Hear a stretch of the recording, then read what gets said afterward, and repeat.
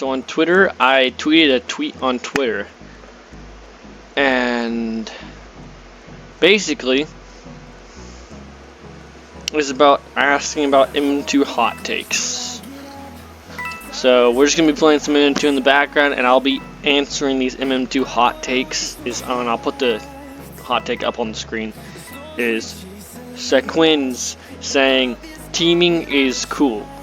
I mean, yes, teaming isn't technically like against the rules of MM2 because MM2 doesn't really have rules, but it's about the same thing about also having morals and respect for others, because not everybody always has a friend online to team with, so it's not really fair towards the other players.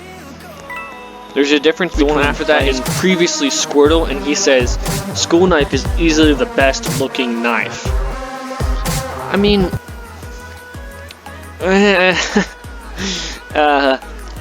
school knife just reminds me, like, it just reminds people of school, and it was for a back to school event, and I don't think people want to be reminded to school about school, so yeah. Next one is really play tested. Says Chroma Slasher is the best Chroma.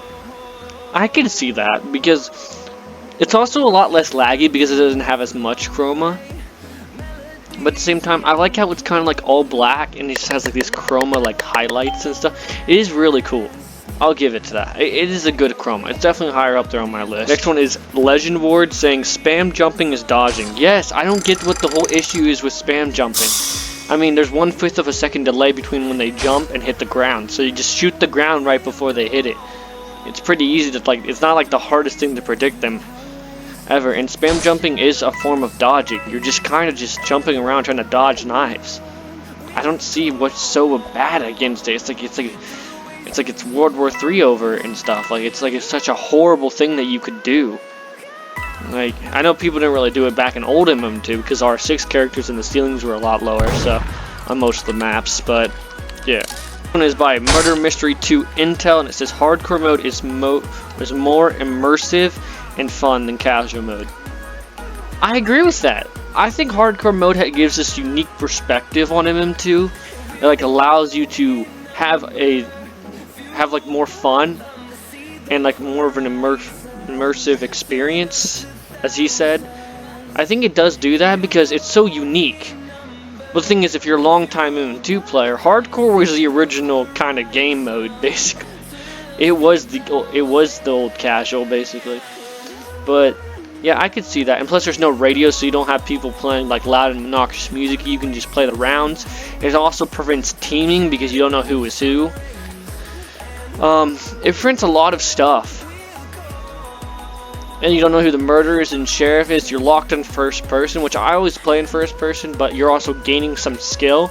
So like if you never do have to do a locked first person like event or like a godly 1v1 stuff, you have more experience in that matter, and you're expanding your skill set because now you'll be getting better at first person as well. At Kobe says, I would rather see season 2 than another Halloween Christmas update.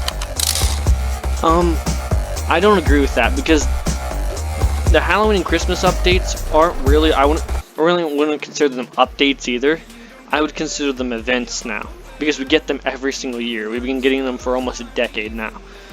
And they just have a form of charm to them, and they also just have so much, like, it's like cornerstones of MM2. Is the Halloween and Christmas update. They're just like the cornerstones of MM2, and they bring so much joy. That is at Songbreeze. He says Easter 2023 was the best update ever. I can see that. It was a lot of fun, trust me, but it wasn't. It was fun at the beginning, but it wasn't fun after you had to search for Nuke Egg for like the next 10 hours. It wasn't fun anymore after that. The next tweet is by at CL. He said Scary Mode is pretty sick, not gonna lie. Scary Mode is pretty sick. It was a whole new game mode, and I don't know why I got so much hate, especially Nick, how Nick did it off. It was the first live event in MM2, and you're gonna give MM2 hate for that? Like, I don't, even if it wasn't really that good, I would give credit to Nicholas, because that takes a lot of scripting, first off, and he's the leading scripter of MM2. So I'd give him a lot more credit than he just, I'd give him a lot more credit. And I don't know why people hated it. I enjoyed it. And the thing is, Nicholas went out of his way to release the update first. And then also people were asking for items in return. And you know what? He did that. He added items that you could win from Scary Mode. He didn't have to do that, but he did. At Squirtle says the 2018 Christmas update was the best update ever. I agree with that. It was amazing. The Xmas update that year was amazing. I love how you could chop down trees and then get logs to buy tiers in the Battle Pass. I think that was great. Battle Pass was really long, but you got a godly bird at the end, which I thought was very unique. And plus, to this day, I still wear that godly bird. I love pets. No, too. But I would have to say my Mm2 hot take is 2021 Halloween update wasn't that good. It was only carried by Harvester because Harvester had a new sound. Other than that, I mean, maybe the Evo, but the Evo has gotten hate so much through the years, so I don't even, like, people do like, there are people who like them, but, like, Evo also has gotten so much hate, so I'm not going to bring that up. But the Harvester was, like, what carried that update mostly, and, like, if you removed Harvester, at a Battle Pass, it didn't add anything really new besides Harvester. It was just another normal update. Like, and also it got rid of Mr. Skelly's keys also, and got rid of Scary Mode.